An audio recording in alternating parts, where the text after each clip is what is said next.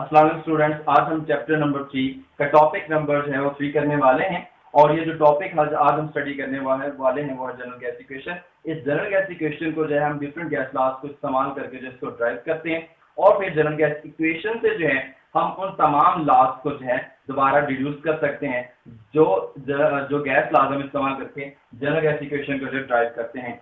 आप लोगों को जनरल गैस इक्वेशन का जो लॉन्ग क्वेश्चन भी आ सकता है और उसके साथ साथ आप लोगों को शॉर्ट क्वेश्चन भी आ सकता है। Prove that PV is equal to NRT। अगर आपके पास शॉर्ट क्वेश्चन में आता है तो जस्ट आप इसकी डेरिवेशन लिखेंगे, जस्ट आप इसको ड्राइव करेंगे PV is equal to NRT तक। और अगर ये एज ए लॉन्ग क्वेश्चन आता है तो आप उसके अंदर इसकी थ्योरी भी लिखेंगे। आप डिफरेंट अगर आप किसी भी लॉ के बारे में लिखते हैं तो आप उसकी थ्योरी भी लिखें, उसकी डेफिनेशन भी लिखें और उसके साथ उसकी मैथमेटिकल फॉर्म लिखें और फिर उसके बाद आप जनरल गैस इक्वेशन को जो वो ड्राइव करें। तो आइए इस जनरल गैस इक्वेशन को जो है हम ड्राइव करते हैं। तो जनरल गैस इक्वेशन को ड्राइव करने के लिए हम जो सबसे पहले गैस लॉ यूज करते हैं वो है Boyle's law. You know that कि बॉयल्स लॉ क्या होता है?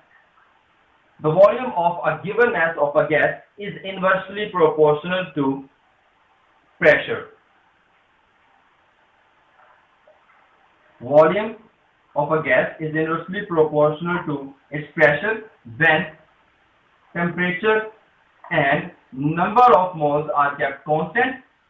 इसके बाद हम चार्ल्स लॉ की बात करते हैं।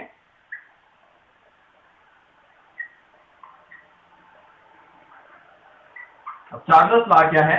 The volume of a given mass of a gas is directly proportional to absolute temperature when pressure and number of moles are kept constant. और जो थर्ड लॉ हम जनरल गैस इक्वेशन को derive करने के लिए यूज करते हैं वो है एवोगैड्रोस लॉ। एवोगैड्रोस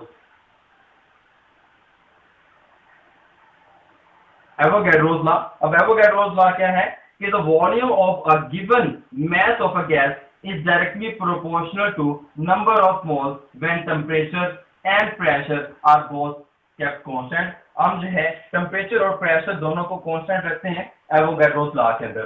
तो हम एक करने के लिए सोचते हैं कि इन तमाम वेरिएबल में से, प्रेशर में से, टेम्परेचर में से, नंबर ऑफ मोल्स में से कोई भी जो है वो कांस्टेंट नहीं है। तो देन हम इन तमाम को सारे रिलेशन को इकट्ठा कर देते हैं कि V डायरेक्टली प्रोपोर्शनल है NT ओवर P के।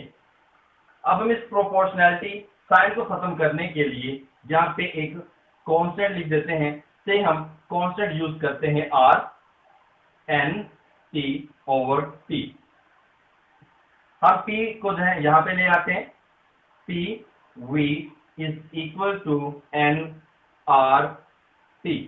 इस R को जो है हम जनरल गैस कांस्टेंट का नाम देते हैं और ये हमारे पास है एक इक्वेशन आ जाती है जो है PV is equal to NRT। और इस इक्वेशन को जो है हम जनरल गैस इक्वेशन या आइडियल गैस इक्वेशन का नाम देते हैं। अब अगर हम इसको डिफाइन करें कि अगर हमारे पास जो है एक कांस्टेंट अमाउंट दी जाए किसी भी गैस की, तो the product of pressure and volume is equal to the product of number of moles, general gas constant and absolute temperature of the gas। फिर हम यहां से जो है डिफरेंट लॉज को जो ड्राइव कर सकते हैं। जैसे मैंने आपको पहले कहा था कि हम जनरल गैस इक्वेशन को जो है इस्तेमाल करके बॉयल्स लॉ को, चार्ल्स लॉ को, जो एवोगैड्रोस लॉ को जो है क्या कर सकते हैं, यहाँ से एक्सट्रैक्ट कर सकते हैं, उनको रिड्यूस कर सकते हैं। तो सबसे पहले हम यहाँ से जो बॉयल्स लॉ को ड्राइव करेंगे तो PV is equal to NRT। अब बॉयल्स लॉ क्या है कि volume is inversely proportional to pressure. So इसके अंदर PV और इसके अंदर कंडीशन क्या थी कि number of moles and temperature are kept constant. तो देन फिर क्या हो जाएगा, जिसको हम जो है R के इक्वल लेंगे और R को हम जो है एज ए K ले लेंगे। तो सो ये इक्वेशन क्या applies that PV is equal to कि दिस इज बॉयल्स लॉ। यहां से हमने बॉयल्स लॉ को ड्राइव कर लिया।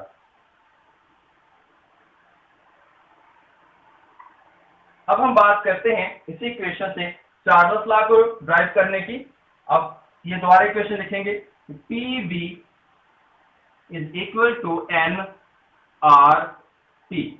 अब चार्ल्स लॉ के अंदर pressure and number of moles है, हम इनको कांस्टेंट लेते हैं, तो V over T is equal to K, तो ये हो जाएगा चार्ल्स लॉ।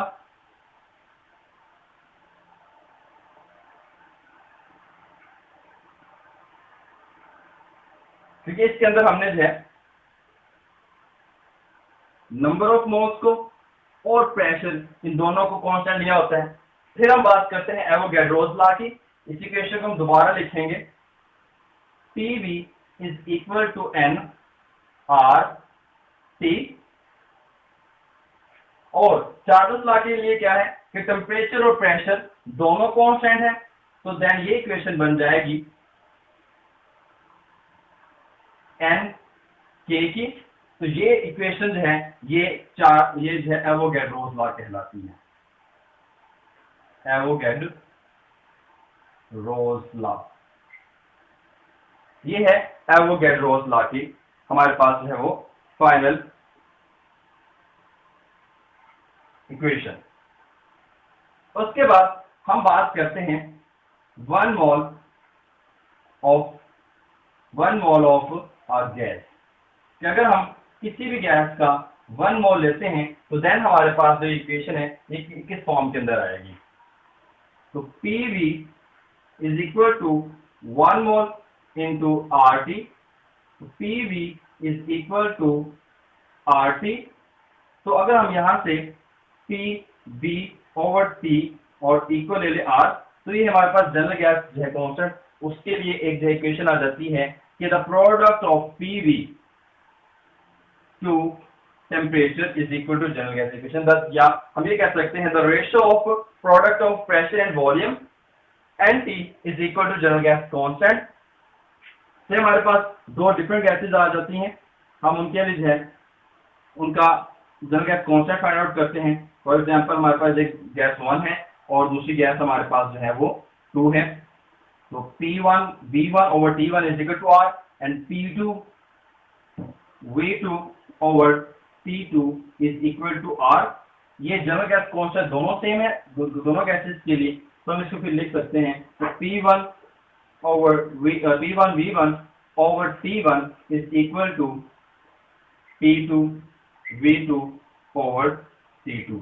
ये हमारे पास आ गई है जनरल गैस इक्वेशन की फाइनल डेरिवेशन, जो हमने जो है दो डिफरेंट गैसेस के लिए जो ड्राइव की जहाँ से हमने कांस्टेंट जो है इन दोनों को सेम लिया, और हमारे पास जो फाइनल एक्सप्रेशन आता है जनरल गैस इक्वेशन का P1 V1 over T1, ये गैस 1 की हम बात करते हैं, ये इक्वल होगी pressure of the second gas, volume of the second gas over temperature of the second gas. यहाँ P1 V1 over T1 is equal to P2 V2 over T2। ये हमारे पास आ गया जनरल गैस इक्वेशन।